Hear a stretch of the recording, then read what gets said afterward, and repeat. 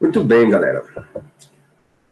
Hoje a gente faz, então, o último ajuste aí com essa história de campo elétrico e força elétrica. Tá? Essa primeira parte do curso, ela envolve esses dois conceitos, tá? De força e campo. Aí a segunda parte do curso, que a gente vai ver depois dessa avaliação aí primeira, ela já vai envolver a parte de energia, que tem a ver com diferença de potencial, e a gente vai atrelar isso ao campo elétrico também, mas aí é uma outra pegada. Por isso que eu gosto de separar o curso nesses dois pontos, assim. Esse primeiro misturando campo e força, aí depois a gente fala de potencial, com capacitância, essas coisas. Beleza? Bom, aula passada, a gente terminou a aula passada falando de um cara chamado fluxo elétrico. Deixa eu já ir apresentando aqui um trenzinho para vocês. O fluxo elétrico nada mais era do que uma grandeza, né, que calculava a quantidade de campo elétrico que atravessava uma região fechada. E a gente viu que isso aqui era uma integral do campo elétrico escalar dA. Vamos dizer.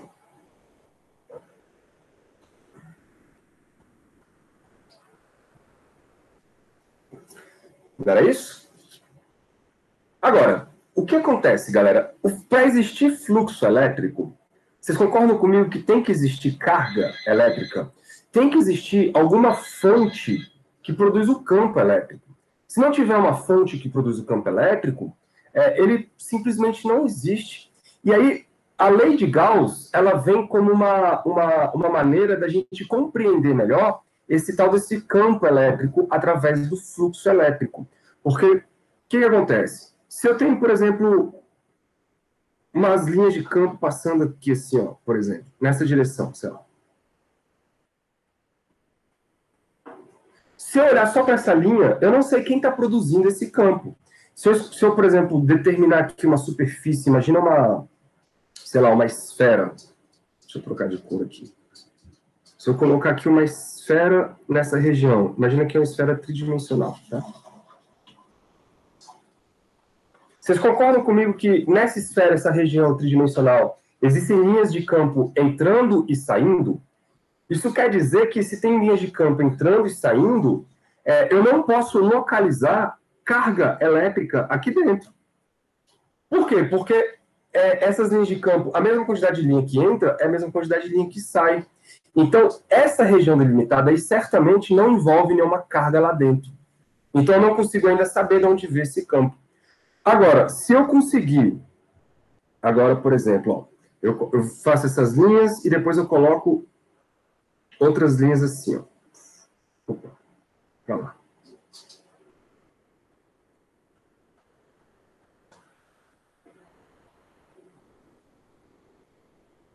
Aí vocês já estão começando a ver que existe um lugar em que está emergindo linhas de campo. Se eu levar agora uma esfera imaginária, tá? Uma região esférica para essa parte aqui, ó. Aí vocês concordam que existem linhas de campo furando essa minha região e não existem linhas de campo entrando. Isso quer dizer que tem um fluxo resultante aí nessa minha região que não é zero. Qual é a conclusão que nós temos? Aí dentro tem que ter alguma fonte de campo elétrico. Ou seja, dentro dessa região tem que ter alguma carga elétrica que esteja produzindo esse fluxo que não é zero, digamos assim, nessa regiãozinha aí. O nome disso, galera, a gente chama lei de Gauss, tá bom? Então, a lei de Gauss, ela vai atrelar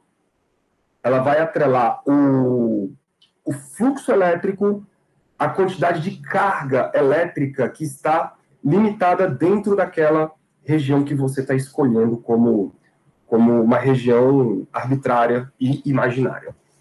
Tudo bem? Então, deixa eu escrever aqui para a gente. Lei de Gauss.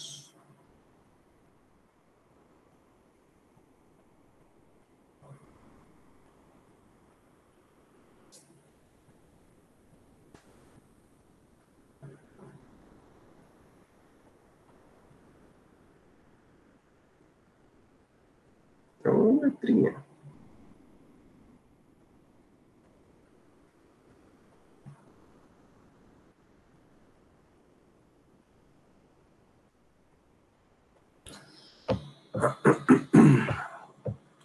Eita, nem abriu o negócio aqui, ó. Calma aí.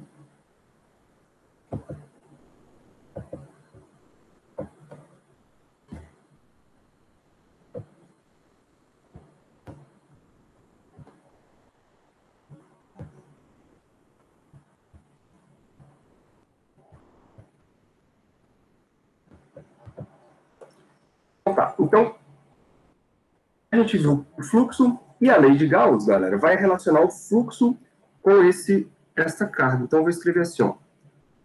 O fluxo elétrico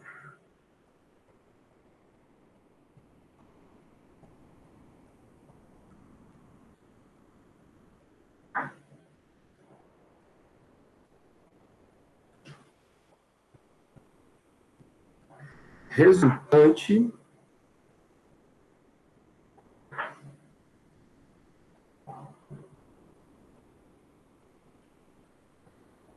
em uma superfície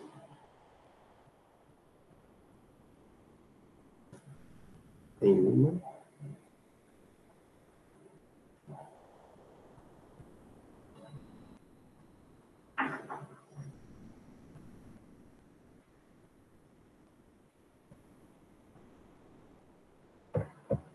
quem está batendo a porta? Dona Renata.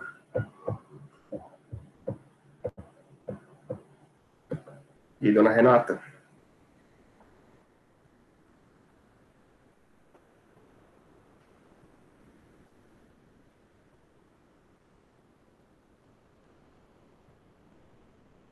Então, o fluxo elétrico resultante em uma superfície fechada tem que ser produzido, galera. Então, vou botar assim, ó, é produzido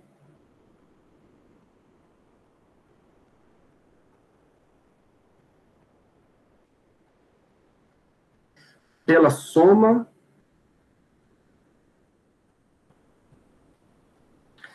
das cargas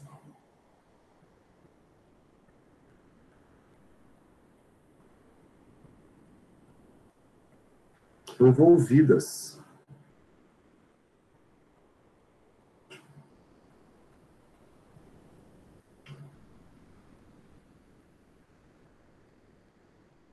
por essa superfície.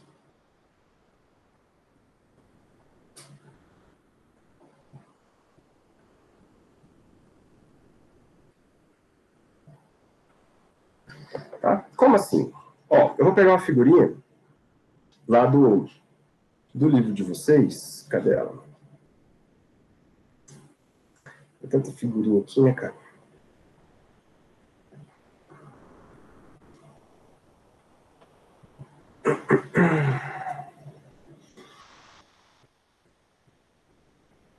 Esse aqui é da Medium.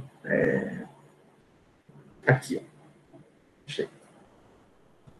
Então, olha só. Vocês têm aí, galera, duas cargas elétricas, uma positiva e uma negativa. Isso forma o que a gente chama de dipolo elétrico. E essas duas cargas, elas produzem campos elétricos saindo da carga positiva e entrando na carga negativa.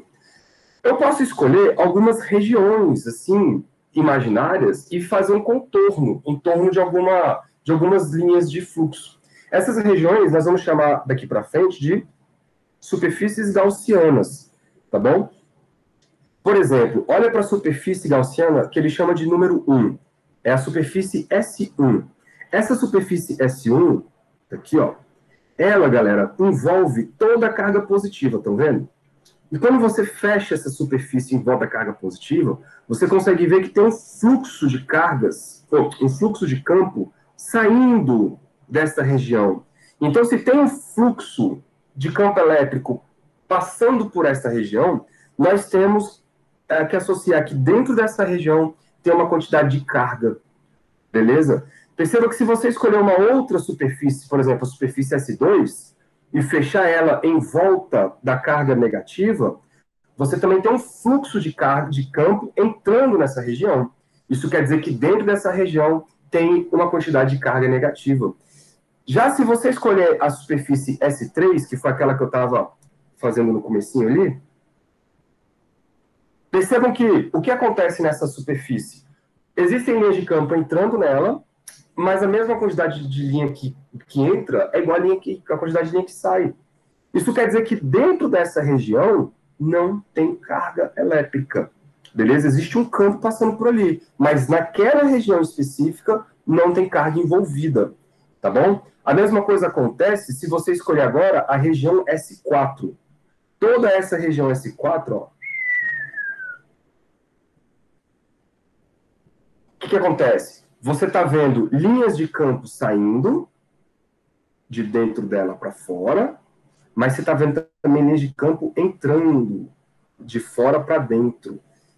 De maneira que, galera, a quantidade de campo que entra é igual à quantidade de campo que sai, e aí o fluxo vai dar zero. Isso quer dizer o seguinte, que dentro dessa região não tem carga líquida. Beleza? Tem carga? Tem. Mas a quantidade de positivos e negativos é a mesma. Então não tem carga líquida envolvida dentro dessa superfície que você escolhe. Então, a superfície é uma escolha aleatória tua, em que você vai delimitar uma região do espaço e vai olhar para o fluxo que atravessa aquela região. Se existir um fluxo elétrico, é porque dentro daquela região tem uma carga elétrica envolvida. O nome disso é Lei de Gauss. Tá bom, galera? E a Lei de Gauss ela é enunciada assim, ó. O fluxo elétrico através de uma superfície, beleza? Vai ser igual, então, à quantidade de carga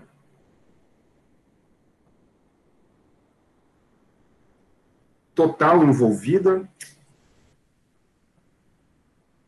Vou botar assim, ó, carga envolvida pela superfície que você escolheu. E aí tem o nosso ε0. Esse ε0 ele aparece aí porque nós estamos lidando com o vácuo, tá? Ou no ar, que é praticamente a mesma constante. Quando nós trabalharmos com outras substâncias, por exemplo, glicerina, vidro, enfim, qualquer outra substância, aí nós vamos ter que mudar esse epsilon aí, porque você mudou o meio. Tá? Mudou o meio, vai ter que mudar esse epsilon aí. Mas aí fica o assunto para depois. Ou seja, o fluxo elétrico, que é integral do campo elétrico escalar dA, é igual à carga total envolvida por esta região envolvida, dividido pelo ε0. Tá bom? Ou seja, galera, se tem fluxo, é porque tem carga. Tá bom? Se tem fluxo, é porque tem carga. Agora, perceba, eu posso ter um fluxo nulo, mas eu posso ter campo elétrico. Por exemplo, aqui, ó, nessa região, o fluxo é zero, mas existe campo elétrico. Tá bom? Por quê? Porque tem campo elétrico passando por ali. Mas a quantidade de campo que entra é a mesma quantidade de campo que sai, e aí o fluxo vai dar nulo. Isso significa que dentro daquela região não tem carga. Bom, esse ε0 é a nossa permissividade do vácuo. É a constante elétrica, né? Permissividade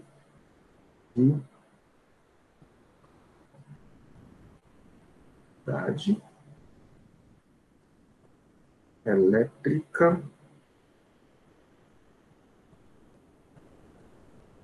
do vácuo.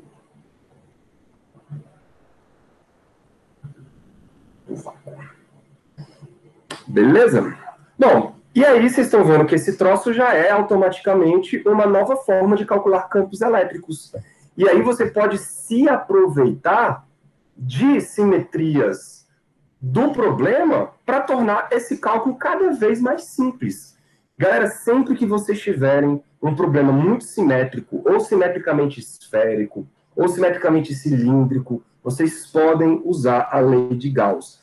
Se você não tiver simetria, aí o que você faz? Você calcula do jeito que a gente fez nas aulas passadas. Soma o campo produzido por cada dqzinho, soma tudo, ou seja, faz uma integral e calcula o campo no ponto que você está querendo. Tá bom? Então vamos às aplicações disso. Quando vocês forem fazer TE, teoria eletromagnética, aí lá vocês vão ver uma demonstração dessa lei de Gauss aí. Você já fez TE, ô Cabral? Tá fazendo? Não, se bem que esse semestre não tem, né? Você já fez TE? Ainda não, né? Então lá vocês vão ver uma demonstração, né? Não é tão pesada, não. É só porque a gente não precisa perder tempo com demonstração agora. Bom, então vamos às aplicações, que é o que interessa, galera. Primeira aplicação, e aí vocês vão ver que o negócio, cara, é mágico. É mágico. Carga multiforme.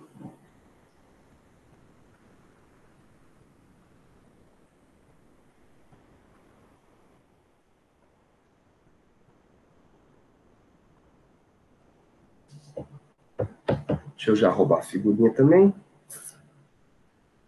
Bom, o que é uma carga pontiforme? Primeiro, né? É uma carga que nós não vamos considerar o tamanho dela, beleza? Então, eu vou botar aqui uma carga pontiforme localizada em algum lugar do espaço. Tá bom? E aí a gente sabe que ela produz um campo elétrico. E esse campo elétrico, a gente já sabe que ele é radial, então nós temos aí uma simetria esférica. O que nós vamos fazer, galera? Nós vamos imaginar uma superfície esférica contornando a carga e colocando essa carga no centro dessa superfície. Essa superfície, galera, é uma superfície imaginária, beleza? Você está imaginando ela para quê? Para tornar a sua conta mais fácil. Essa superfície imaginária tem um raio R, raiozinho R, e em cada ponto da superfície existe um campo elétrico furando essa sua superfície. Beleza? Aqui o campo elétrico é para a direita. Se você pegar em qualquer outra região, por exemplo, aqui em cima, o campo elétrico já seria para cima. Mas, como nós sabemos que o campo elétrico ele é radial, e como todos os pontos dessa superfície têm o mesmo módulo do campo elétrico, fica muito simples aplicar a equação do fluxo aí, porque olha só, a lei de Gauss diz o seguinte: a integral do campo escalar dA tem que ser igual à carga total que está lá envolvido sobre o epsilon zero. Beleza. Agora, o que é a integral de E escalar dA? Primeiro, galera, a área, o dA, né, é um elementozinho de área, tipo esse quadradinho aqui, ó, que eu vou pintar. Ele tem um vetor que aponta perpendicularmente para fora. E quem aponta perpendicularmente para fora também é o campo elétrico. Isso quer dizer que o vetor área e o vetor campo elétrico, eles estão alinhados, formando um ângulo de 0 graus. E como a gente sabe que o produto escalar, né, deixa eu até mudar aqui de lugar. Eu vou fazer com calma esse aqui, os outros a gente fazer com mais agilidade.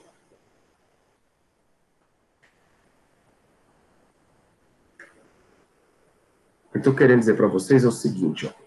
Eu sei que a integral daquele troço lá nada mais é do que a integral do campo elétrico vezes o elemento de área dA vezes o cosseno de 0 graus. Beleza? Porque essa é a definição de produto escalar entre dois vetores. É o módulo deles vezes o cosseno do ângulo entre eles. Né? E o módulo do campo elétrico naquela superfície toda é constante. Então esse cara sai da integração. É por isso que é legal você pegar a simetria do problema. Porque você vai escolher uma simetria em que o campo elétrico seja constante naquela simetria que você escolheu. E, melhor ainda, seja alinhado com o elemento de área. Por quê? Porque você pode jogar o campo elétrico para fora e calcular apenas a integração fechada da área. Ora, área de quem? A área da superfície que tu escolheu.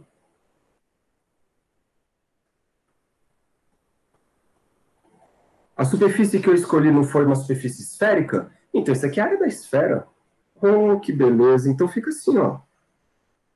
Se eu somar a área de cada pedacinho da esfera, tem que dar a área total. Então, fica campo elétrico vezes 4π r quadrado, que é a área, todo mundo concorda? Isto é igual a Q dentro da superfície sobre ε0. Passa o 4π r dividindo, cara. Vocês vão encontrar uma equação muito bonita que vocês já viram antes. 4π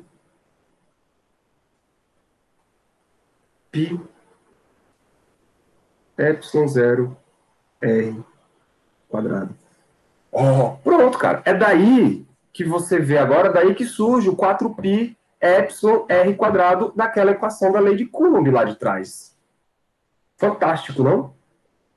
E olha como sai simples, usando a lei de Gauss. Sai simples, sai bonito, sai elegante. E aí a gente pode aplicar isso, galera, para diversas situações. Diversas. Chocados? Vamos para uma superfície condutora.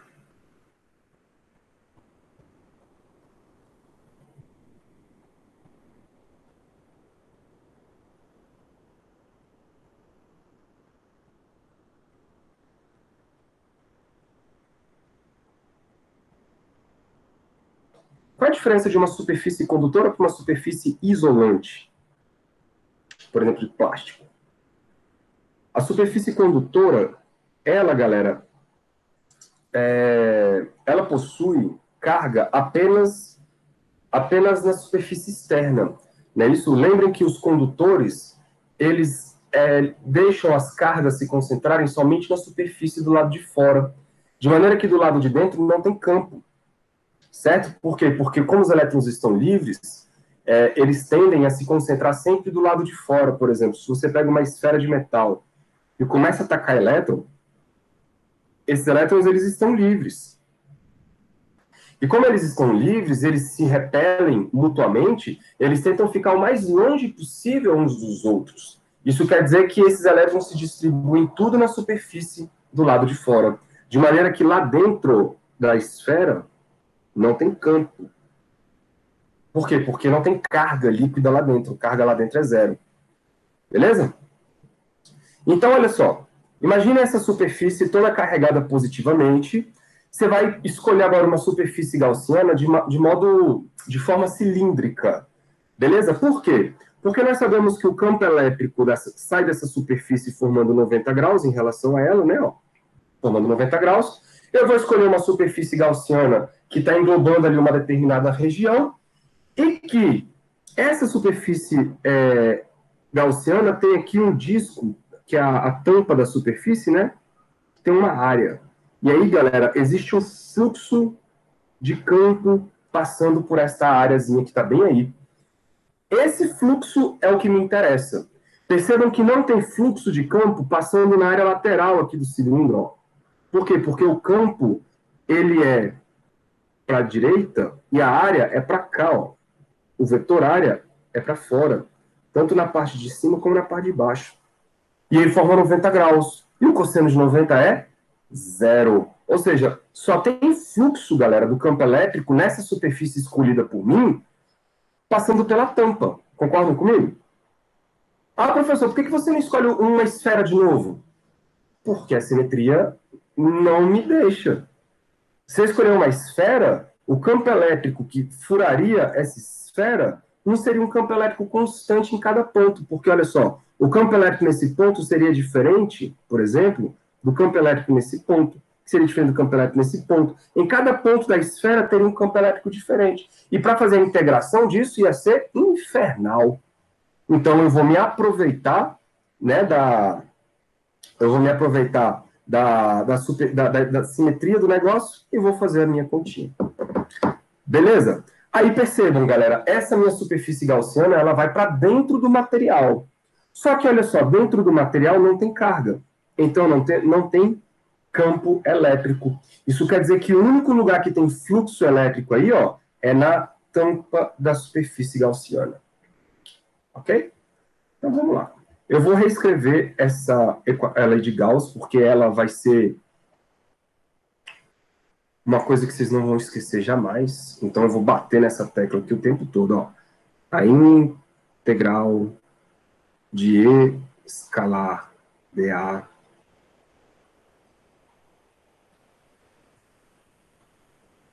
é igual a carga sobre epsilon zero.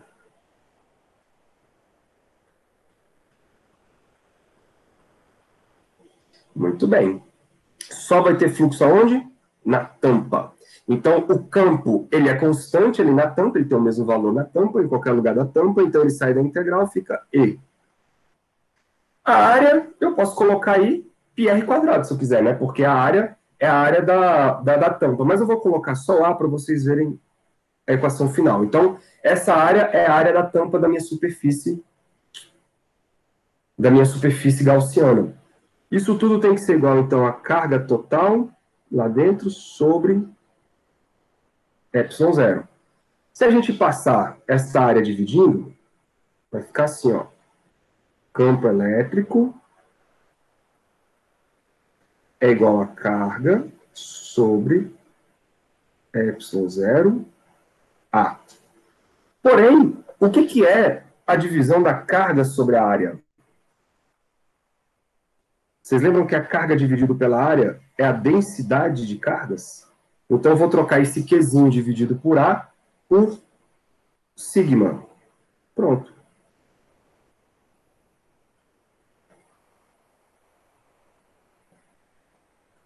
Acabei de descobrir o campo elétrico numa região próxima da minha placa condutora, uma placa infinita condutora, sigma sobre epsilon zero. A gente já tinha chegado nessa expressão quando a gente fez, por exemplo, uma... Lembra quando a gente calculou o campo elétrico de um disco? Né, de um ponto próximo do disco? Se você... Aí, o que você fez? Você fez uma integral lá com vários anéis, não sei o que, tal. E aí, para você descobrir qual é a área, ou qual é o campo de um disco gigante, de um disco infinito, você faz lá o raio do disco ir para infinito, o que você chega? Exatamente nessa expressão aí, tá bom? Se for uma placa condutora. Aí você fala, professor, se for uma placa isolante? Aí vai mudar só um bichinho.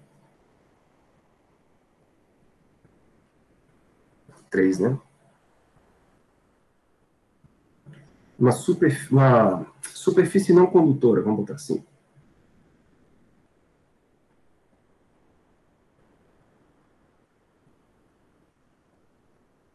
Superfície não condutora.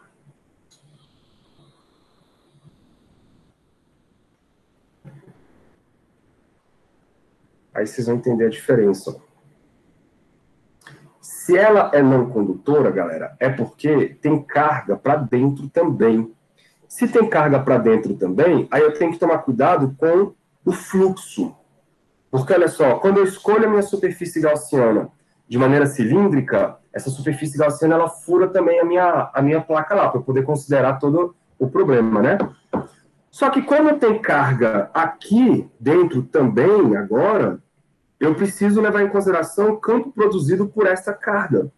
Sacou? Então eu tenho dois fluxos. Um fluxo que atravessa a minha superfície gaussiana do lado direito e um fluxo que atravessa a superfície gaussiana do lado esquerdo. Pode crer? E, de novo, não tem fluxo lateral. Por quê? Porque não tem linha de campo furando a lateral desse cilindro. Então, como é que ficaria a nossa lei de Gauss aqui? Integration.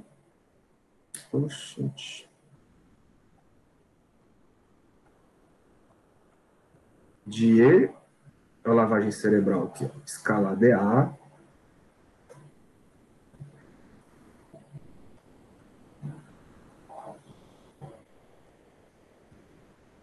tem que ser igual a carga sobre epsilon zero. Então, agora eu tenho dois fluxos. Eu tenho que levar em consideração o fluxo do lado esquerdo e o fluxo do lado direito. Como os dois fluxos, galera, o campo está alinhado, olha só, o campo está alinhado com o vetor área, então, nos dois casos, vai ficar o campo vezes a área. De maneira que eu vou ter que somar campo vezes área do lado de cá, mais o campo vezes a área do lado de lá, para dar o fluxo da superfície como um todo, né? Isso tudo é igual a Q sobre epsilon zero. E aí vai aparecer um 2, né? E vezes A. Tudo isso é a carga sobre epsilon zero. E agora eu já vou trocar de cor para chegar no resultado final. Campo elétrico é igual. Galera, quando eu passar a área, de novo vou trocar a carga sobre a área pelo sigma, tá? Então vai ficar aqui, ó, um sigma sobre 2 epsilon zero. Então a diferença de uma superfície condutora para uma superfície não condutora é só esse doisinho aí que aparece no meio do caminho. Ok? Acho que foi esse que a gente chegou na hora que a gente estudou. Quer ver? Eu vou até voltar aqui, ó. Campos elétricos, quer ver? Esse aqui foi o quadro da aula de campos elétricos. Olha ele aí, ó. Ah, que beleza. Já abri nele. Olha o tamanho da conta que a gente fez, galera.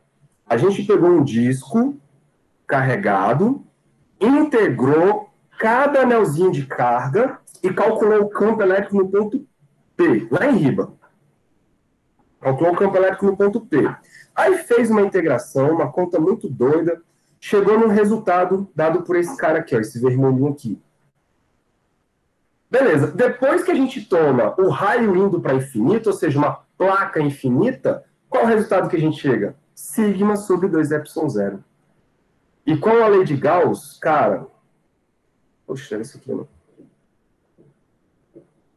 Com a lei de Gauss, olha como o caminho ficou infinitamente mais simples. É até sacanagem, né, velho? Comparar isso com aquele outro. Aí você fala, pô, professor, por que tu não ensinou a lei de Gauss antes? Porque, de novo, a lei de Gauss, ela só funciona se você tiver altas simetrias. Um sistema muito simétrico te facilita calcular com a lei de Gauss. Senão, você não dá conta de calcular com a lei de Gauss. Tá bom? Ela pode se tornar, inclusive, muito mais difícil. Muito mais difícil. Deixa eu ver o que vocês estão falando aqui. Ainda não. Qual semestre? É do sétimo, né? Isso, do sétimo. Doideira. O que é doideira, Renatinha? Eu não vi na hora que você falou. Ah, lei de Gauss. Ah, lei de Gauss. Parece mágica, não parece? Gauss foi um cara esperto. Muito legal, pô. Então vamos aplicar para mais coisas. Olha só, vamos agora imaginar uma linha de carga.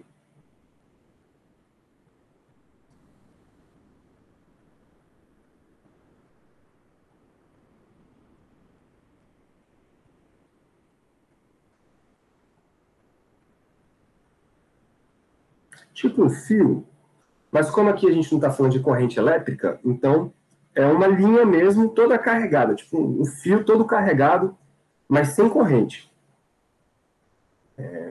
Eu tenho esse aqui, ó. Então imaginem um fio totalmente carregado com cargas positivas, de densidade linear dada por lambda. Lembrem que o lambda, eu vou até escrever aqui, porque ele vai ser um cara que vai aparecer para nós. Lembrem que o lambda é a densidade de cargas, nada mais é do que a carga total dividido pelo comprimento, eu vou chamar de L, por exemplo, tá bom? É a carga dividida pelo comprimento. Carga dividida pela área é a densidade superficial, e a carga dividida pelo volume é a densidade volumétrica. Muito bem, galera. Então a gente sabe que esse fio que produz campo elétrico, ele produz campo elétrico para todos os lados, vocês concordam? De maneira que as linhas de campo elétrico, ó, elas saem como é que fala? Desta linha, né? E apontam sempre para fora. Sempre para fora. Então, a superfície mais interessante aí é o cilindro. De novo, se você escolher uma esfera, vai dar muita tranqueira. Você escolhe um cilindro, por quê? Porque eu tenho fluxo de campo elétrico atravessando a área lateral do meu cilindro, agora já é área lateral, De maneira que, toda vez que fura o campo elétrico esse meu cilindro, ele fura fazendo 90 graus, olha que beleza. 90 graus, isso já me dá o ângulo de zero, e o cosseno de zero é 1, de novo lá naquela integral. E o campo elétrico em cada ponto dessa área vai ser o mesmo, em módulo. Beleza? Por quê? Porque está na mesma distância do centro, que é o eixo que é o eixo do meu cilindro. Pronto. Aí a lei de Gauss fica chuchu, beleza. Eu vou escrever de novo a lei de Gauss.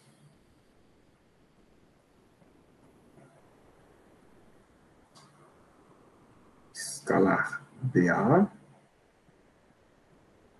Isto é igual a carga total envolvida dividido por epsilon zero. E aí, de novo, você vai ter o campo constante, o ângulo zero, então vai ficar campo vezes dA, integral de dA é a área, o campo sai da integral, e aqui eu posso calcular a área do meu cilindro. Alguém lembra como é calcular a área de cilindro? O cilindro é como se fosse um retângulo enrolado, né? Conseguem visualizar isso? Pegar uma folha de papel e enrolar ela, você tem um cilindro. Então, a área lateral é a base vezes a altura do retângulo que você enrolou.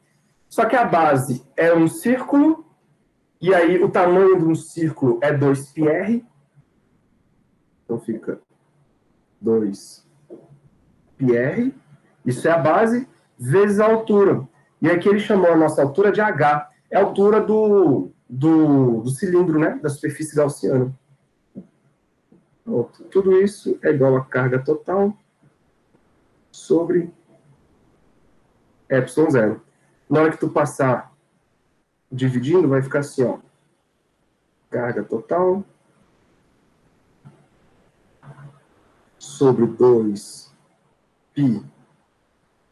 epsilon zero h. Né? E essa carga total dividido por h é a densidade. Vou botar aqui, ó. Então, o campo elétrico é igual a Q. Não. É a densidade lambda sobre 2π epsilon zero. Tem um R, né? Que eu esqueci de botar ali. Pronto. Eu não lembro se a gente chegou a calcular esse campo usando integração. Chegamos? Não lembro. Mas se a gente fez isso, certamente deu bastante trabalho, porque a gente teve que fazer integrações e tal, mas com a lei de Gauss, olha, num passe de mágica, a gente encontra o campo elétrico usando simetria, galera. O segredo aqui é simetria. Show, né? Vamos fazer mais? Agora, bora pegar a simetria esférica. Então, olha o que eu vou fazer. 5, né?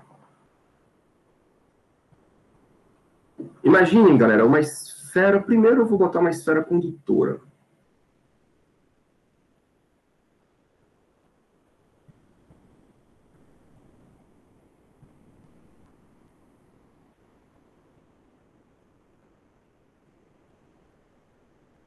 Imagine uma esfera condutora carregada.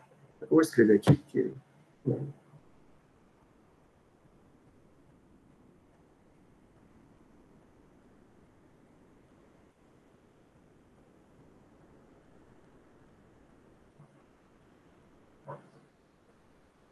O que acontece? Eu posso calcular o campo agora usando lei de Gauss, tanto dentro da esfera quanto fora da esfera, né? Então vamos começar com dentro da esfera. Dentro da esfera ficou fácil.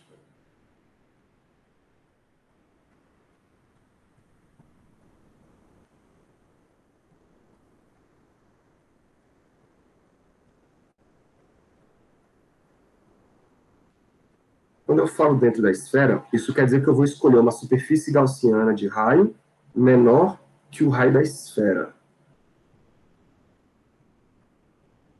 Beleza? E como é uma esfera condutora, quanto que vale o campo dentro de um condutor? 0. Por quê? Porque as cargas em excesso estão apenas do lado de fora. Então, se você pegar uma esfera onde todas as cargas estão aqui na superfície, Se tu escolher uma superfície gaussiana aqui dentro, ela não engloba carga nenhuma. Então, se não tem carga lá dentro, nós não vamos ter campo elétrico lá dentro. Isso é o que a gente chama de blindagem eletrostática. Então, dentro da esfera, senhores, o campo elétrico é nulo. Tá bom? Em qualquer ponto dentro da esfera, o campo elétrico vai ser zero. Agora, vamos para fora da esfera. Para fora da esfera, vocês também já sabem quanto vai dar.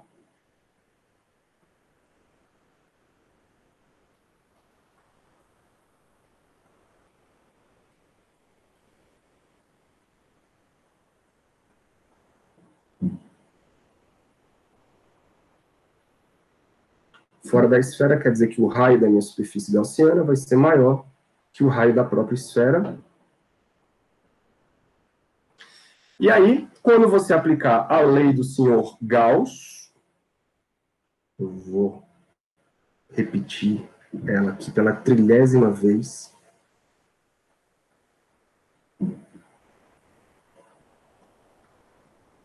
Isto é a carga total envolvida sobre ε0.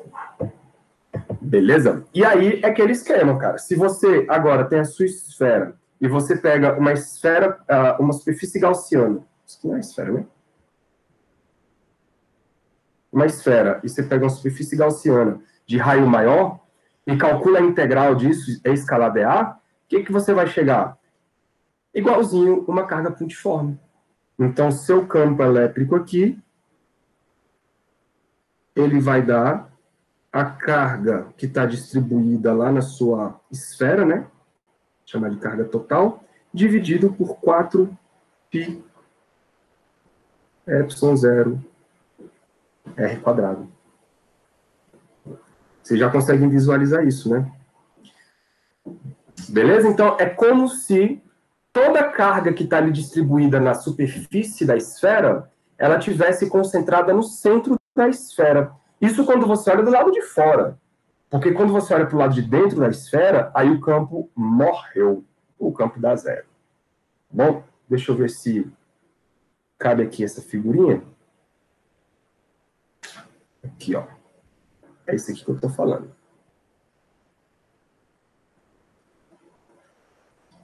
Olha lá. Dentro da esfera, se você colocar uma superfície gaussiana dentro da esfera, você não engloba carga nenhuma. Então, não tem campo. Então, o campo é zero. É isso que está mostrando aqui, ó. Dentro da esfera, ou seja, para raios menores do que o raio da esfera, todo o campo elétrico ele é nulo. Pronto. Pulou para fora da esfera, cara. Aí não. Aí o campo elétrico ele vai ter o valor dado por... Né, você vai colocar o raiozão aqui, ó, no lugar do raiozinho. E aí, a partir do momento que você vai indo para fora da esfera, o campo elétrico vai descendo com o inverso do quadrado da distância, que aí vai dar esse gráfico aqui, ó. E ele vai caindo, caindo, caindo, sem nunca zerar. Tá? Ele vai encostar, vai chegar muito perto, infinitamente perto do eixo horizontal, mas nunca vai encostar no eixo horizontal. Matematicamente, né? Porque fisicamente falando, a gente sabe que muito, muito, muito distante, a gente pode falar que o campo é zero. Não tem problema. Muito bem. E o outro? Se agora pegar uma carga, uma esfera que não é condutora, aí é um pouquinho mais complicado.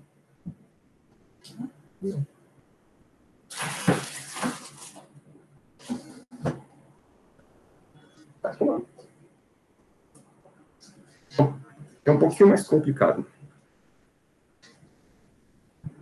Eu vou chamar de esfera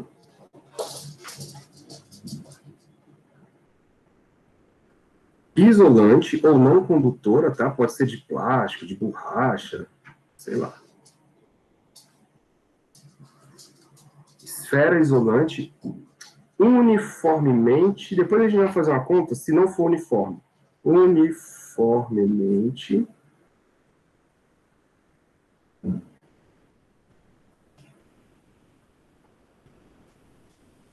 carregada.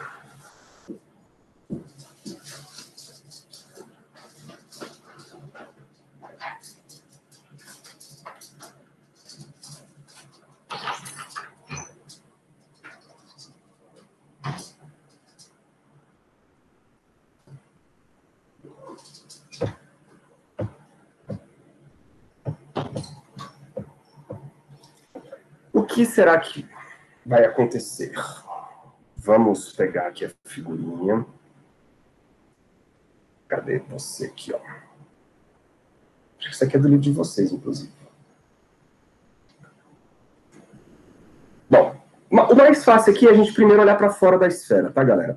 Então, imagina que você tem aqui, ó, uma esfera com uma distribuição de cargas dentro dessa, né, e dentro, toda ela é carregada, de maneira que você tenha uma densidade ρ. Esse ρ, ele pode ser calculado sempre como sendo a quantidade de carga total sobre o volume, tá bom? A gente vai usar a escala daqui a pouquinho. E aí, galera, você pode calcular o campo dentro e fora da esfera. Fora da esfera é bem mais simples e você já sabe o resultado, a gente não precisa nem ficar discutindo muito ele. Porque fora da esfera, o que você está vendo? Você está vendo uma esfera de raio R eletrizada. Então, o campo fora da esfera.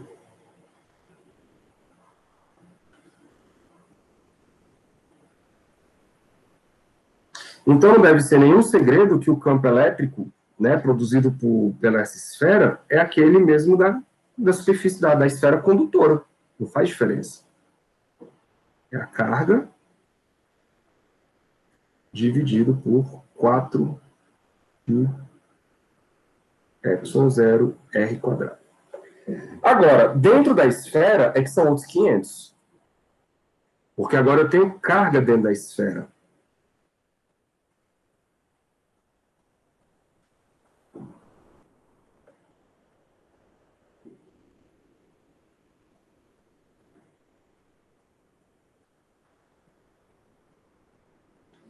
Muito bom. Então, como é que eu calculo agora essa carga que está dentro da esfera? Agora, galera, você vai pegar uma superfície gaussiana, olha só, de raio Rzinho menor do que o Rzão. Estão vendo? Esse raiozinho, então, ele vai só até aqui. E o raiozão vai até a borda da sua esfera. E essa superfície gaussiana pequena, ela engloba uma quantidade de carga que é menor do que a quantidade de carga total. Isso aí todo mundo de acordo. Mas como eu estou escolhendo uma esfera uniformemente bem distribuída, então eu posso pegar aí uma ideia de proporcionalidade. Porque o tamanho do raio deve ser proporcional à quantidade de carga que ele engloba. Quanto maior o raio, mais carga ele engloba. Se eu chegar até o raiozão Rzão, eu vou pegar a carga total. Né? De maneira que, por exemplo, como é que a gente calcularia a carga total dessa esfera? Eu vou chamar de Q. Na verdade, ele já chamou de Q, né? Aqui, ó, a carga envolvida Qzinho. Essa carga total, galera, lembrando que o ρ, eu tinha até escrito aqui, ó, o ρ, ele é esta carga dividido pelo volume. Isso quer dizer que a carga total tem que ser o ρ vezes o volume, de acordo? Da esfera. E o volume da esfera, vocês sabem calcular. É 4/3 de π R quadrado. E como eu estou pegando a carga toda, esse raio é o raio da esfera, R cubo, né? 4/3 de πr ao cubo. Ah, professor, quanto seria a carga envolvida pela superfície menorzinha? Aí aqui o problema chamou já de quelinha, tá vendo? Ora, também tem que ser a... faltou um ρ aqui, né? Vezes um ρ. Também tem que ser a densidade vezes o volume. Só que agora o meu volume é 4/3 de π Rzinho ao cubo. Certo? Não é mais o Rzão, porque agora o Rzinho vai ser menor. De maneira que se eu dividir Q'linha, vou fazer aqui embaixo, ó. Se eu dividir Q'linha por Qzão, que é o Q total, isso vai dar o seguinte. O de cima fica ρ 4/3 de π Rzinho ao cubo sobre o mesmo ρ 4/3 de π Rzão ao cubo. Então vai cortar tudo, né? Menos os R's. Esses caras aqui, ó, vão tudo embora. E aí eu chego na conclusão que a razão entre as duas cargas é Rzinho sobre Rzão elevado ao cubo, ou seja, o meu Q', ele vai ser o Q total, R3 sobre Rzão 3. Beleza? Então, o que eu fiz aí? Eu descobri a carga interna envolvida pela superfície gaussiana, que é pequenininha. Então, o que a gente faz? Aplica a lei de Gauss agora. Quando eu aplicar a lei de Gauss, a integral de E escalada é A.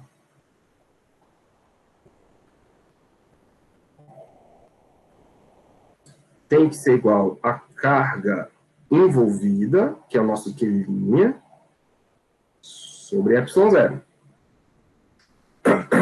Aí a integral, galera, é a parte mais fácil do problema, né? Porque a integral aqui vai dar 4πr², que é a área da esfera, só que a esfera é menor. Tudo isso tem que ser igual ao Q' sobre ε0. Vou mudar de página para a gente poder ter espaço aqui, ó. Então, quem vai ser o meu campo elétrico? O Q' é aquele carinha lá, ele é QR3 sobre R3. E aqui tem 4πr².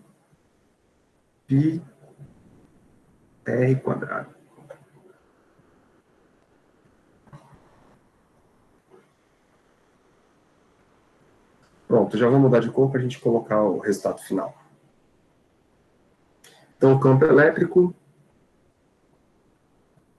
tem que ser igual a Q sobre 4π.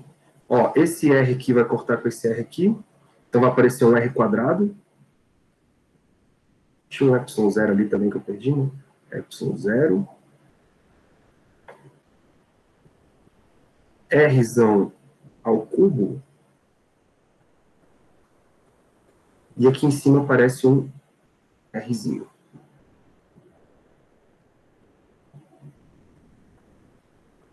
ε0. Pronto, galera. Isso dentro da esfera, hein? Isso quer dizer que dentro da esfera, o campo elétrico ele cresce linearmente com o raio. Então, o campo elétrico não é mais zero. E a figurinha que diz isso agora é essa, ó.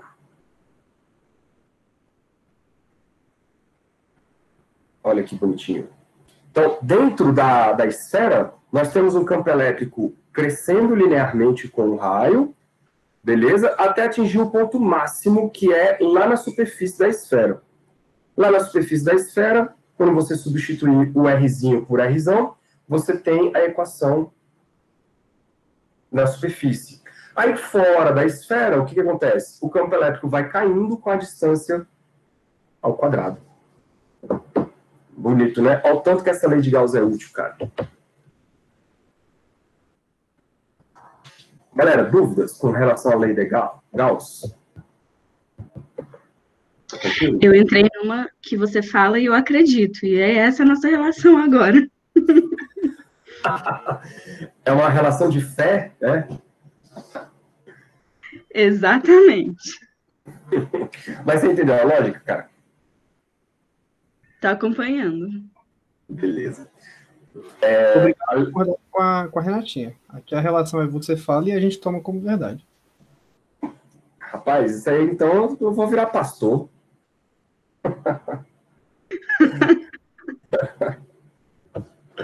Mas a ideia agora é essa. A lei de Gauss, ela vai nos trazer uma ferramenta poderosíssima para calcular campos elétricos.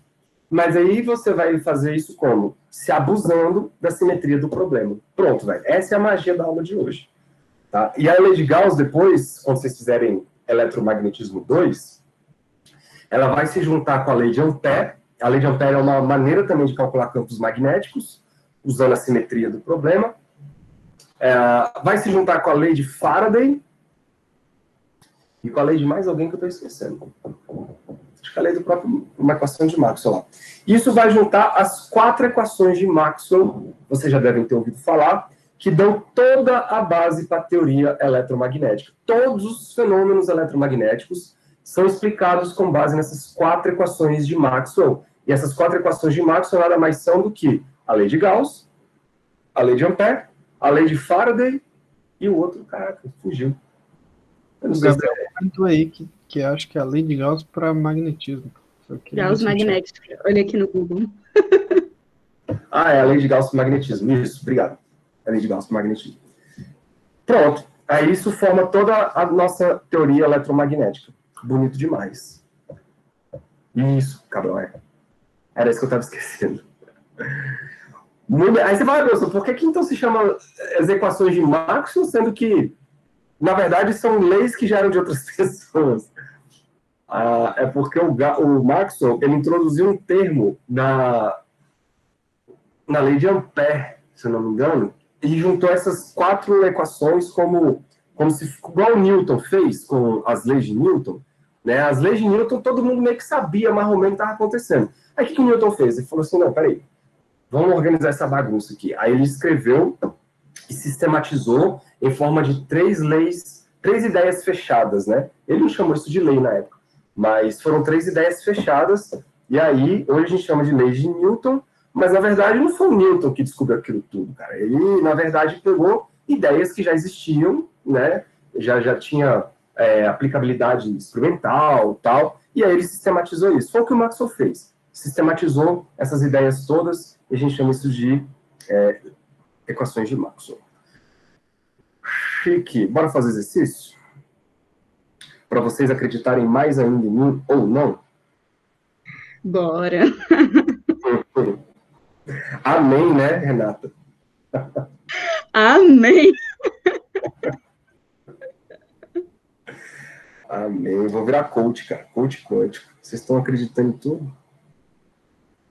Se você falasse uma bobagem aí, eu ia escrever no meu caderno. Tá vendo o perigo?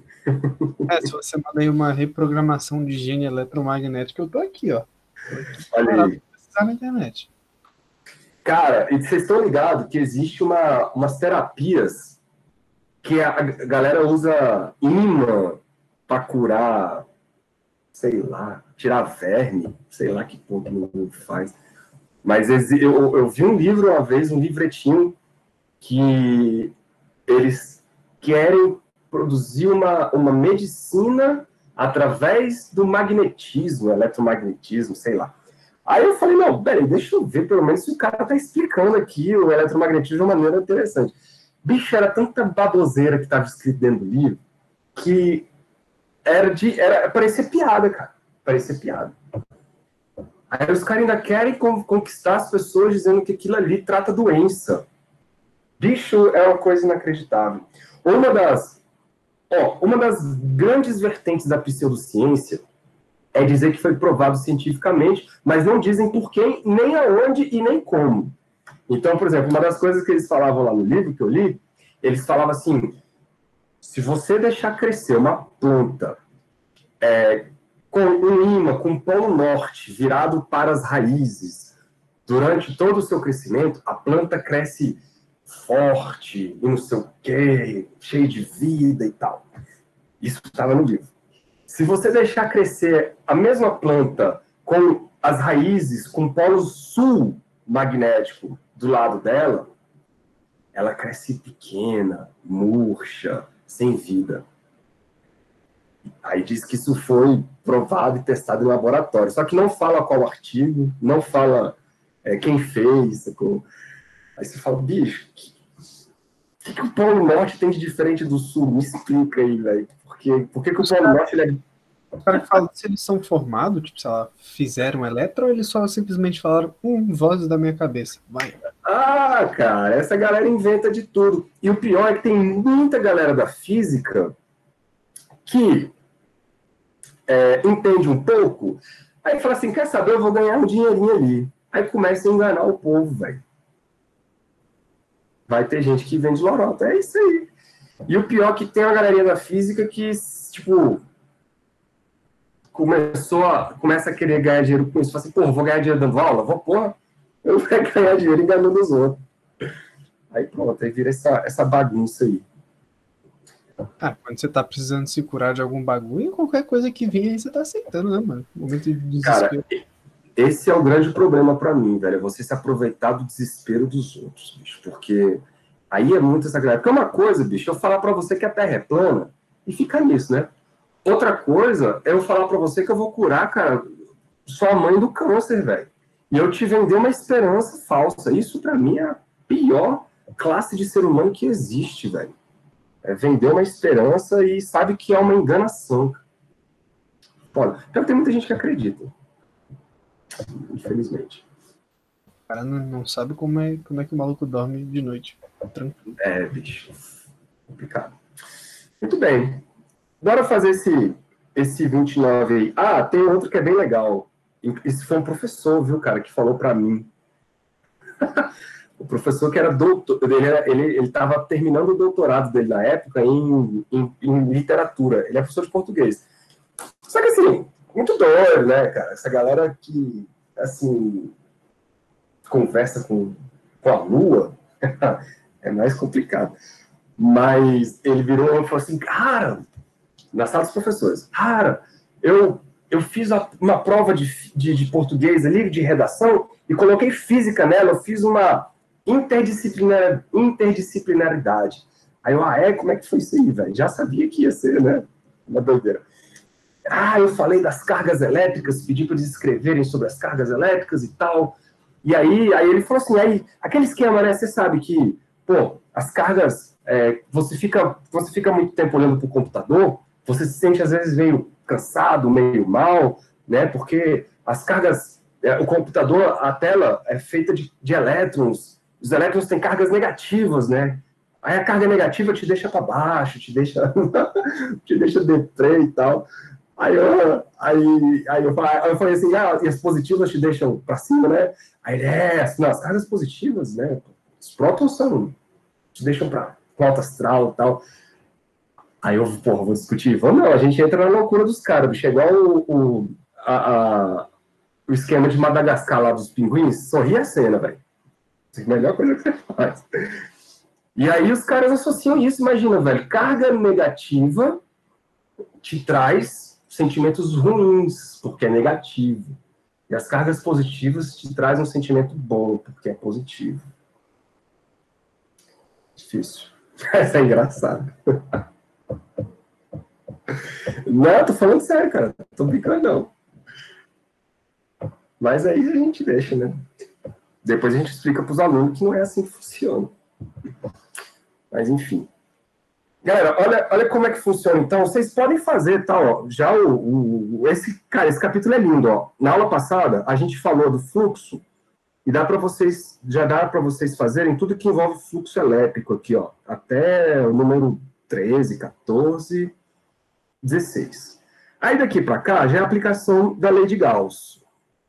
Tá? Ninguém contou para ele que era só colocar a tela do PC no modo noturno. Pois é. E ele pediu para os alunos escreverem uma redação sobre isso. Legal, né, cara? Enfim. A gente se diverte. Aí, cara, ó, muito simples, tá, galera? Vocês não vão ter muitos problemas com isso aqui, não. É só você olhar para a simetria. E ele foi tão bonzinho que ele separou os exercícios por simetria. Então, botou aqui, ó, simetria cilíndrica, então tu já sabe que vai escolher uma superfície gaussiana cilíndrica. Aí depois ele coloca uma simetria plana, ó, planar. Então, você já sabe que vai usar uma simetria plana, provavelmente vai ser um cilindro também, para poder dar conta da simetria. E depois a simetria esférica. Então, ele já foi bonzinho e separou aí para você. Bom, bora fazer aqui um exercício que pode ser que vocês tenham mais dificuldade. Esse 29 aqui, ó. A figura, parará, é uma seção de uma barra condutora de raio 1 de 1,30 milímetros e comprimento 11 metros no interior de uma casca coaxial de paredes finas de raio R2 igual a 10 vezes o raio 1. E mesmo o comprimento L. Então, o que é isso aí, galera? Imagina um cabo coaxial, que ele tem lá dentro do cabo um fio, em volta do fio uma casca, beleza? Então, você tem, na verdade, como se fossem dois cilindros. Um cilindro interno e um cilindro externo, beleza? O cilindro interno tem raio 1 e o cilindro externo raio 2. Determine... Ah, não, calma. A carga da barra é Q1 igual a 3,4 vezes 10 a menos 12 coulombs, e a carga Q2 é menos 2 vezes o Q1. Determine o módulo, a direção, para dentro ou para fora, do campo elétrico a uma distância de 2 vezes o R2. E depois ele quer que você faça a mesma coisa para 5 vezes o R1. Bom, vamos voltar lá. Este aqui é o capítulo 23.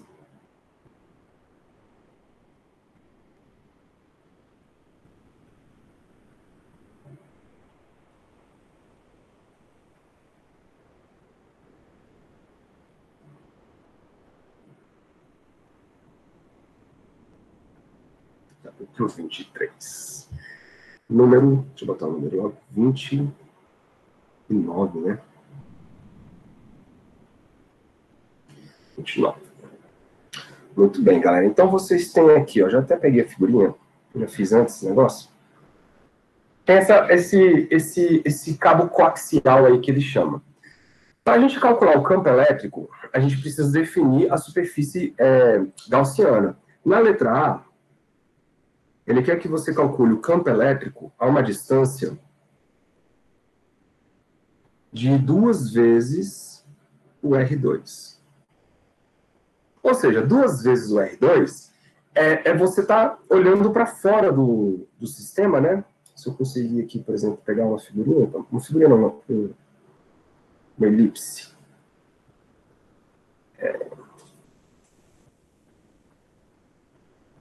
Deixa eu botar ela fininha.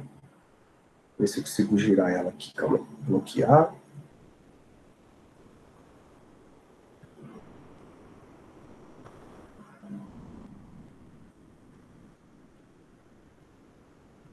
Então, imagina que eu vou pegar uma superfície gaussiana, galera, grandona, e vou englobar todo esse fio aí, ó, todo esse cabo coaxial.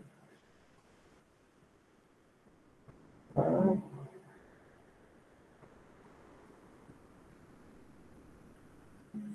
botar assim para ficar bonitinho.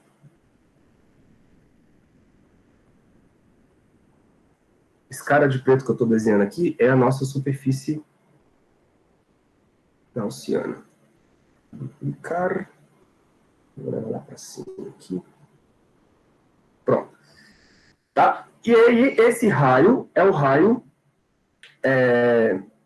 que ele chamou de Rzinho. Esse aqui, ó, é o raio Rzinho, que vale 2 vezes o raio R2. Tá bom? Então, o que a gente faz? Lei de Gauss. A lei de Gauss, galera, agora que vocês já foram lavados cerebralmente, essa palavra não existe, não. A gente já sabe que o campo elétrico vezes a área, quem é a área? 2πr H, base vezes a altura do cilindro. Tudo isso tem que ser igual à carga total envolvida, vamos botar assim, ó, QT, dividido por ε0. Não é isso? Qualquer dúvida vocês me falam. Só que olha só, ele fala que a casca coaxial tem uma carga Q2. E o cabo de dentro tem uma carga Q1.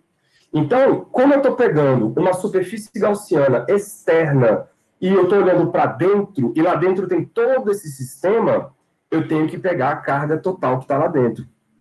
Beleza? Então, ficaria assim, ó. O campo elétrico vai ser igual. A carga total tem que ser a soma da carga Q1 mais a carga Q2. Aí, tudo isso que é dividido por 2π ε0 RH. Tá bom? E ele falou pra gente, galera, que o Q2 é 2 vezes Q1, né? Se eu não me engano. Cadê? Vamos voltar lá. Ó, o Q2 é menos 2 Q1. Então, no lugar do Q2, a gente coloca menos 2 Q1. Vou ficar assim, ó. Q1 menos 2 Q1 sobre 2 pi epsilon r h. E aí a gente sabe que esse troço dá menos Q1, né? Cara, acho que eu vou lá para cima, hein?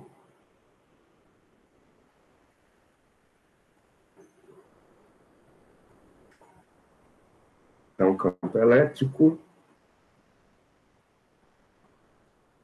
vai dar menos Q1 sobre 2 pi epsilon 0 h vezes o raio. Aí, galera, eu já vou trocar aqui o raio. Ele fala que o raio é 2 vezes R2, não é isso? E o R2 vale quanto? O R2 vale 10 R1. Então, isso aqui é 2 vezes 10 R1. Então, eu vou colocar lá 20 R1.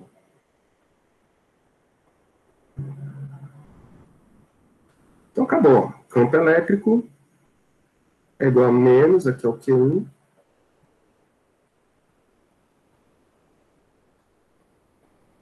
sobre 40, que é o 20 vezes o 2, e epsilon 0, h, R1. Aí substitui os números que ele pediu, tal, isso aqui vai dar menos 0,21.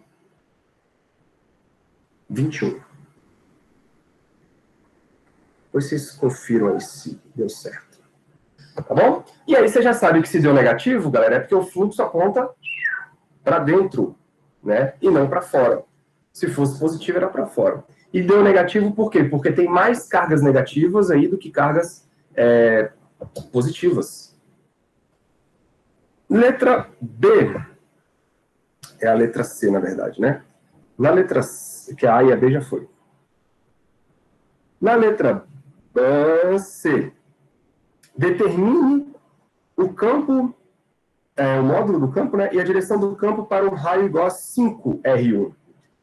5R1, onde está isso? Vamos chamar aqui, ó, de letra B. Agora o R é igual a 5R1. Deixa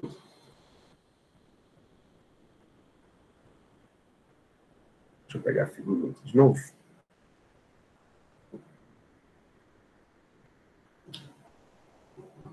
Onde que estaria o 5R1? O R2, galera, vale 10 vezes o R1. Isso quer dizer que o 5R1 está no meio do caminho. Ele não quer o campo mais lá de fora. Agora ele quer o campo lá internamente, de maneira que agora a nossa superfície gaussiana, ela vai ter que ficar a uma distância de 5 vezes o R1. E eu vou colocar ela aqui, ó. Vamos girar ela. Vou diminuir ela agora de tamanho. Vamos ver se eu consigo fazer caber aqui. Pronto. Mais ou menos aí, né? Beleza? E aí, a superfície gaussiana, ela vai ficar englobando apenas o cabo interno.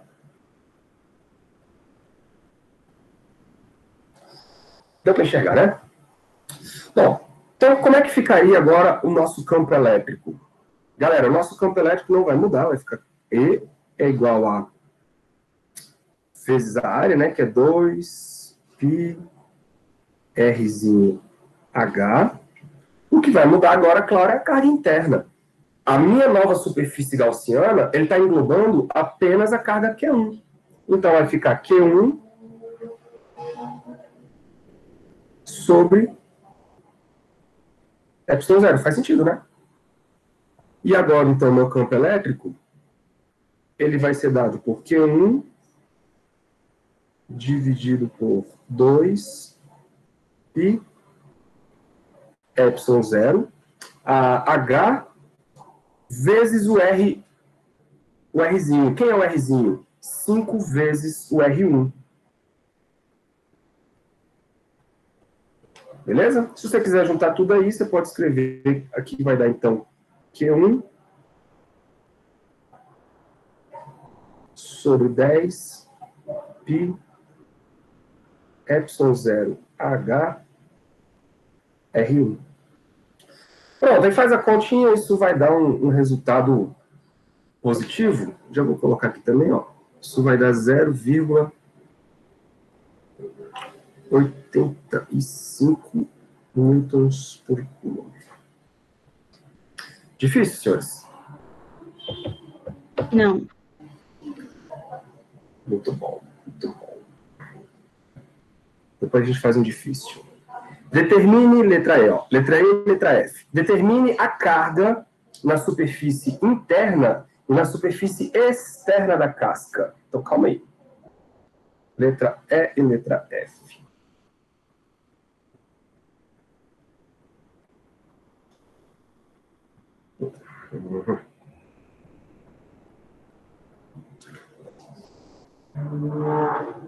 Eu vou colocar de novo a mesma figurinha, para a gente poder brincar com ela aqui.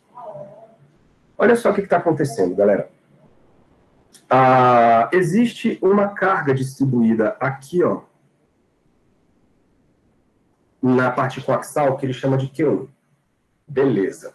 Só que isto é um fio condutor, certo? Se é um fio condutor, galera, quando você olha para dentro do condutor, a gente sabe que se você olhar para cá, por exemplo, se você escolher uma superfície gaussiana, passando aqui, ó, nesta linha aqui, dentro, tipo, beirando o centro desta casca, o que acontece? O campo elétrico tem que dar zero aí dentro. Por quê? Porque é um condutor e dentro dos condutores não tem carga livre. Então, isso quer dizer, a única coisa que isso quer dizer é que a carga que vai ser acumulada internamente aqui, ó, na parede interna, tem que ser a mesma carga Q1, só que com um sinalzinho de menos. Eu não botei espaço, vou botar assim, ó, menos Q1. Beleza? De novo, por quê? Porque se você escolher uma superfície gaussiana que tiver dentro da casca, essa superfície gaussiana não vai ver campo. Por quê? Porque eu estou dentro de um condutor, e dentro de um condutor eu não tenho campo elétrico. Ok? Mas para que isso aconteça, eu preciso que a carga lá dentro seja zero. Para a carga lá dentro dar zero, eu preciso que elas se anulem. Então, se eu tenho Q1, eu tenho que ter menos Q1 na barreira, na paredezinha ali, para que você consiga ter um campo elétrico nulo. Tudo bem? Então, a letra E é isso. A carga interna, vou botar aqui, ó, a carga interna tem que ser menos Q1. Na letra F, ele pergunta quanto que é a carga externa, ou seja, a carga que está distribuída aqui, ó, na parte de fora da casca. Toda essa parte, essa regiãozinha aqui, ó. Beleza? Bom, o que a gente sabe? A gente sabe que a casca toda tem uma carga dada por Q2. Beleza? Mas parte dessa carga Q2 está localizada lá na parte de dentro, no centro. Então, eu vou chamar isso aqui, ó, de carga externa.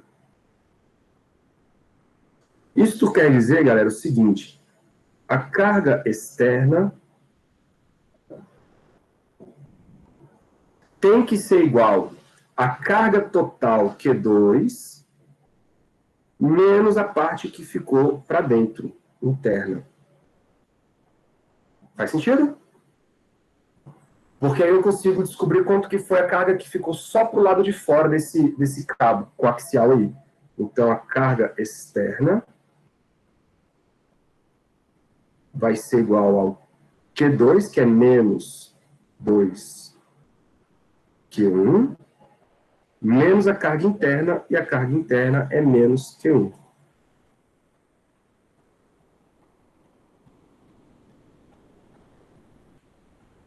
Aí, menos com menos vai dar mais. Pá, pá, pá. Carga externa é igual a menos Q1 também. Então, tem menos Q1 para dentro, menos Q1 para fora. Por isso que os dois juntos está dando menos 2Q1. Beleza? E no fio interno, a carga dele é Q1. E essa carga Q1, galera, também está do lado de fora do fio, tá? Se você quisesse calcular a carga aqui dentro, ó, do fiozinho, vai dar zero, porque ele é um condutor. Sacaram a lógica? Sim, sim. Sim.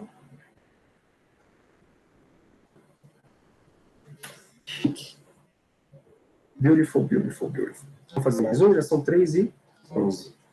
Vou fazer mais um. Vou fazer um mais difícil agora. Ele pode dar mais trabalho, vai dar um pouquinho mais de trabalho mesmo. Mas é bom que vocês já vislumbram como que funciona esses que dão mais trabalho. Porque, olha só, quando você faz coisas com condutores, fica mais fácil, tá, galera? Por quê? Porque quando é condutor, só tem carga na superfície. Então, as cargas internas, elas zeram. Então, isso facilita muito o seu problema. Quando você tem isolante, aí não. Aí todo isolante ele é distribuído de cargas. Se for uma distribuição uniforme, aí fica legal. Agora, se não for uniforme, por exemplo, olha essa 32 aqui, ó. Ele fala que a distribuição de carga ρ não é uniforme e depende do raio ao quadrado. Sacou? Então, você precisa calcular a carga dentro dessa região que você vai escolher a superfície gaussiana, e aí a carga não é mais proporcional ao raio, igual a gente fez lá na esfera passada. Não dá. Então, você precisa calcular a carga que está dentro da parada, usando a densidade, aí vai ter que fazer uma integração e tal, para depois aplicar a lei de Gauss. Então, eu vou fazer uma com vocês agora. Eu vou fazer uma de simetria esférica, que eu não fiz ainda de simetria esférica, e depois vocês voltam nessa 32 para tentar fazer, tá bom? Aí vocês vão usar um cilindro aqui para fazer, enfim. Mas vocês vão usar a mesma lógica que eu vou usar aqui agora, ó. Acho que é essa aqui. Ah, não, essa aqui. 51. A figura, papapá, é uma casca esférica. Então, quando ele fala casca, imagina que é uma esfera oca, beleza? É isso que é uma casca esférica. É uma esfera oca. Aí você tem a casquinha da esfera do lado de fora. Isolante, olha aí, isolante já dá trabalho, com um raio interno de 2 centímetros e um raio externo de 2,4 centímetros. Possui uma densidade volumétrica uniforme, de carga positiva, ρ igual a A sobre R. Ele fala uniforme aí, mas não é uniforme, né? A sobre R, em que A é uma constante e R é uma distância em relação ao centro da casca. Além disso, ou seja, já não era suficientemente bom, ele colocou uma carguinha, uma pequena esfera de carga 45 femtocoulombs, está situada no centro da casca. Então você tem ali, galera, a casca, que é a esfera oca, mas lá no centro dessa esfera oca tem uma segunda carga, que vale 45 femtocoulombs. A pergunta do cara é: qual deve ser o valor desse A para que o campo no interior da casca seja uniforme? Então, o campo aqui dentro, ó, desse trocinho aqui, da casca tem que ser uniforme. Vamos lá. Esse aqui é o exercício 53. Não, 51, né? Eu não lembro mais. Acabei de ler, bicho. 51.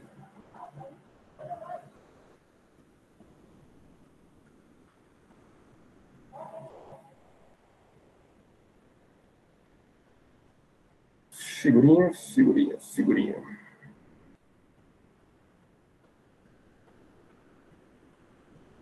Então tá aí. O que nós vamos fazer?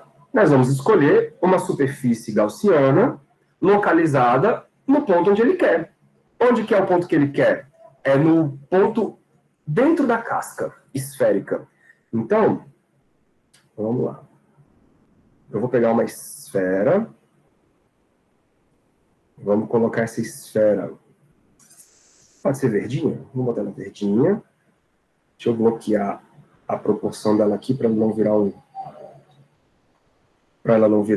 uma elipse quando a gente for mexer com ela. E eu vou ver se eu consigo fazer um negócio aqui para ficar bonitinho. Aê, garoto. Então, olha só. Eu vou colocar essa superfície gaussiana aqui, ó, dentro da região da casca. Pronto. De maneira, galera, que o raio dessa superfície gaussiana... Deixa eu só diminuir essa espessura.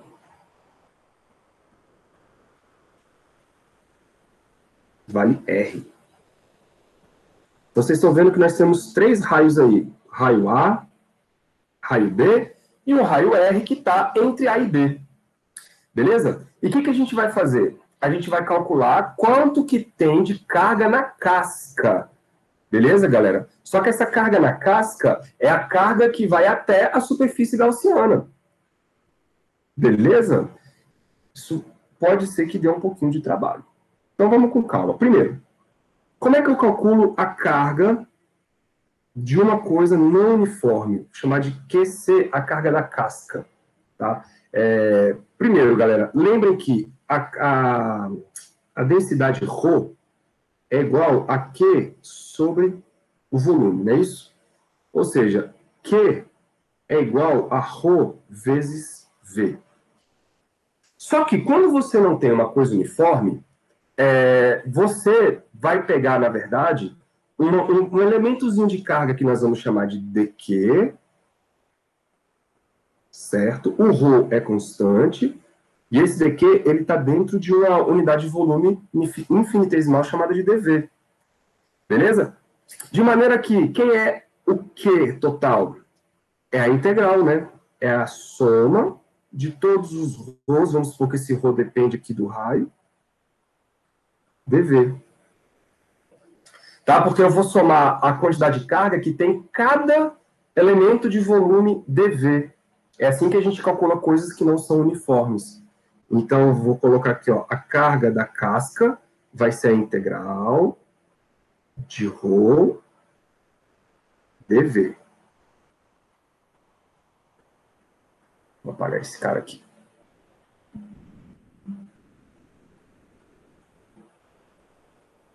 Agora, quem é esse dv? Esse dv é a unidade de... É um infinitesimal de um volume que a gente pode escrever assim, ó. dv é igual a uma derivada, né, do volume. Uma espécie de derivada do volume. Que é 4/3 de π r ao cubo. Certo? Então, o dv, ele vai ser igual a... O 3, quando cair, corta com 3, fica 4π r quadrado dr. Beleza? Então, vai ficar assim, ó. Carga da casca vai ser igual a integration de ρ vezes 4π r quadrado dr. Bom, vamos substituir o ρ agora, né? Carga da casca é igual. O ρ era A dividido por R vezes 4π R2 dr. Então, a carga da casca é igual. Galera, vai sair da integração o A, que é constante, e o 4π. Então, vai ficar 4π vezes A, integral de R quadrado por R, fica só R dr.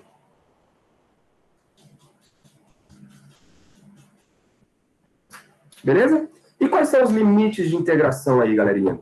Olha para onde está a nossa superfície gaussiana. Ela está ali, ó, dentro da casca. Certo?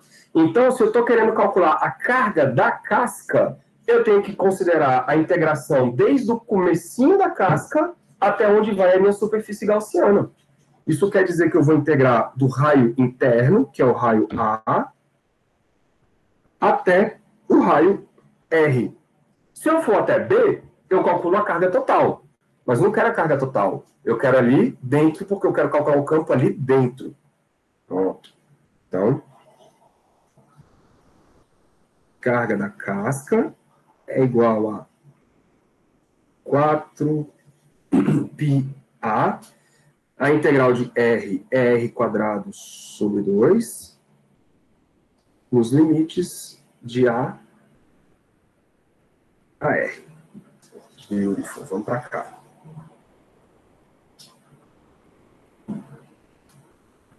Então, ficamos com 4π. 4π. 4π vezes A, que multiplica R quadrado menos A quadrado. Sobre 2, né? Aí, então, já vou botar aqui 4 dividido por 2 dá 2. Pronto. Encontrei a tal da carga da casca. O que a gente faz agora? Lei do senhor Gauss, porque agora eu tenho a carga. Então, lei do senhor Gauss vai ficar integral de E escalar dA da carga total dividido por ε0. Show. Já sabemos, né, galera, que como é uma simetria esférica, isso vai dar E vezes 4π R quadrado, beleza? Que é a carga total? Ora, a carga total é a carga que está lá no centro, porque, lembre, a gente está na superfície gaussiana verdinha, e a gente está olhando para dentro dela. Dentro dela tem quem? Tem uma esfera lá no meio, e tem a carga da casca. Então, eu tenho que somar Qzinho mais a carga da casca dividido por ε0. Beautiful, beautiful, né? Bom, aí tem que substituir agora, ó. Vai ficar E igual. Qzinho, eu sei o valor dele, eu vou deixar aqui, mais. Quem é a carga da casca? A gente descobriu ali, ó, dá 2π A R quadrado menos A quadrado. Tudo isso 4π R quadrado. Olha aí que beleza. Esse é o nosso campo elétrico. Vamos deixar esse campo elétrico em 3 parcelas? Eu vou dividir todo mundo aí por 4π R quadrado, tá? Vai ficar assim, ó. O primeiro termo fica Q sobre 4π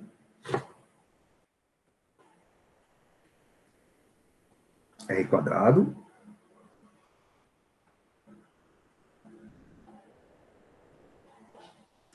Mas... Aí o segundo termo, ó, vai ficar 2π A R quadrado dividido por 4π. Aí vai cortar π com π.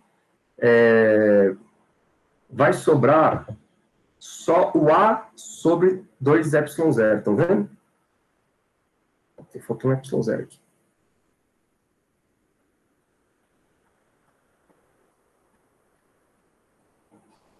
R quadrado. Então, vai sobrar aqui, ó, um A sobre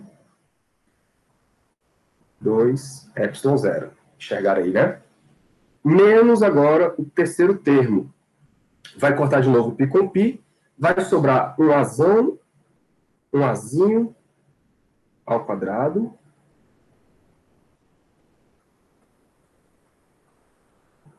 Aí dividido por... Quem sobrou? Sobrou um 2 de novo. E sobrou o epsilon. e sobrou o R ao quadrado. Perfeito, né? Beleza. Galera, qual é a pergunta do problema? Ele quer saber quanto que tem que ser o valor do A para que esse campo aí nessa casca seja constante. O que significa uma coisa ser constante? Quer dizer que não depende do raio. Vocês estão vendo que aí ele depende do raio, né? Mas a gente tem que descobrir quanto que tem que valer esse azão aí para que este campo não dependa do raio. Muito bem. O que a gente vai fazer? Se o campo não depende do raio, isso quer dizer que ele é constante, e, matematicamente, se eu tomar a derivada dele em relação ao raio, isso tem que dar zero. Faz sentido, né? Então, se eu derivar o campo em relação ao raio, tem que dar zero, isso quer dizer que o campo é constante. Então, eu estou dizendo o seguinte.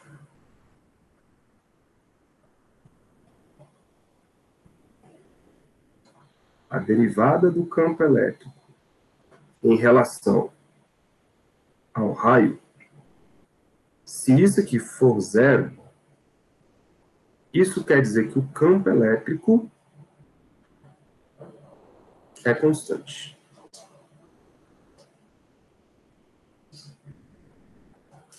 Beleza?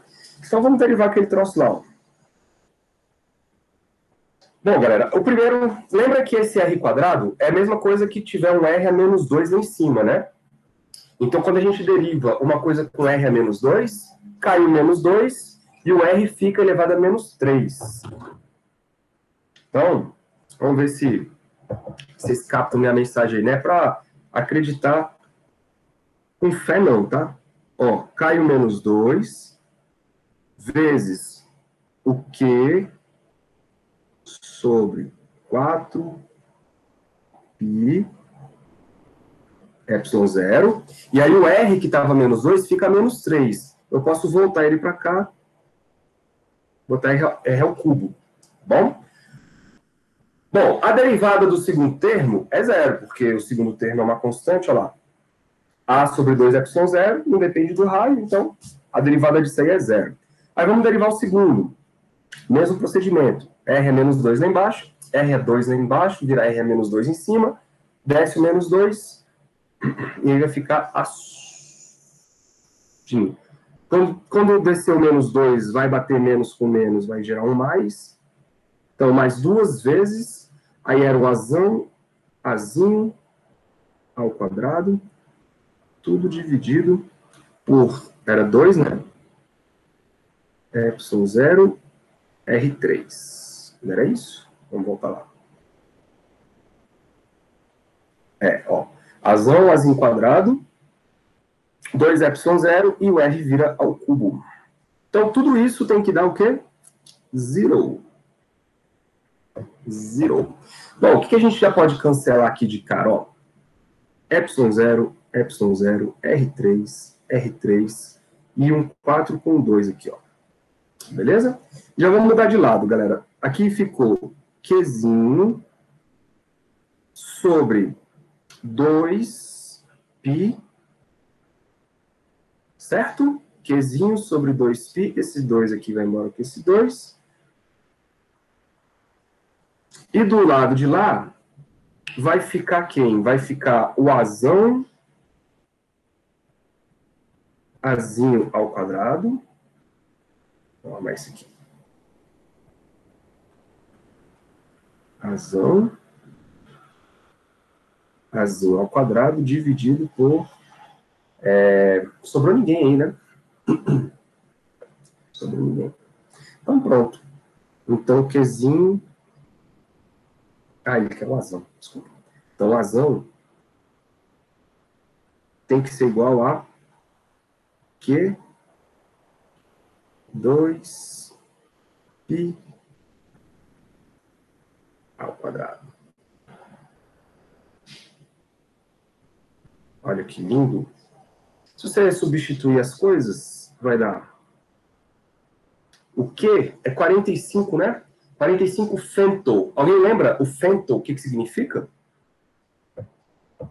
15, né? Opa!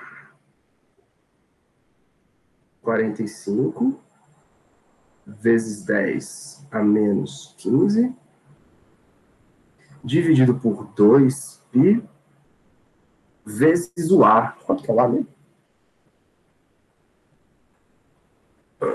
2 centímetros. Então, ficamos com 2 vezes 10 a menos 2, já passei para metro, tudo ao quadrado. Pronto, aí fazendo essa conta aí, isso vai dar 1,79 vezes 10 a menos 11. Qual seria a unidade desse A, hein, Renatinha? Não sei. Olha para a definição dele ali em cima, ó, que eu circulei. Não é Q sobre 2πA²? O que é Coulomb? 2π é 2π, não tem unidade, né? O A é o raio. Então, como está ao quadrado, Coulomb por metro quadrado. Quiser finir. Show, dava pra ter chutado. Você ficou com medo, né? Tá ao vivo, Rara. Tá gravando. Ou seja, fica para a posteridade. Inclusive, entendeu essa ideia? Cara, essa aí eu não pensaria sozinha, não, mas eu entendi o que você fez. A outra eu deduzi, mas essa eu não cheguei lá, não. Então, quando você for fazer qualquer outro exercício que tem aí no meio do capítulo, que envolve uma densidade de carga que depende da distância, então, antes de você fazer a lei de Gauss, você precisa calcular a carga que está ali distribuída. Para isso, você precisa fazer uma integração, para você descobrir aquela carga lá. Por conta dessa ideia aqui, ó, que a carga é a integral da densidade dV. Se você quiser calcular a carga, por exemplo, vamos supor que você tem ali uma linha de carga, né? Aí, nesse caso, a carga da linha de carga seria a integral, não do ρ, mas do lambda, né? E aí, esse lambda dependeria, por exemplo, de um x dx. Beleza? Se for uma densidade superficial, mesma coisa. Vai ser um sigma, que depende de alguma coisa, aí você integra na área e assim por diante. Aí, depois que você faz isso, é que você volta para a lei de Gauss. Para poder aplicar a lei de Gauss, você precisa da carga para calcular o campo elétrico. Eu vou deixar vocês se divertindo com esses exercícios aí. Uhul! O conceito de diversão tá meio diferente, né? Foram atualizados. Os conceitos de diversão foram atualizados. Meu povo, vou parar a gravação aqui.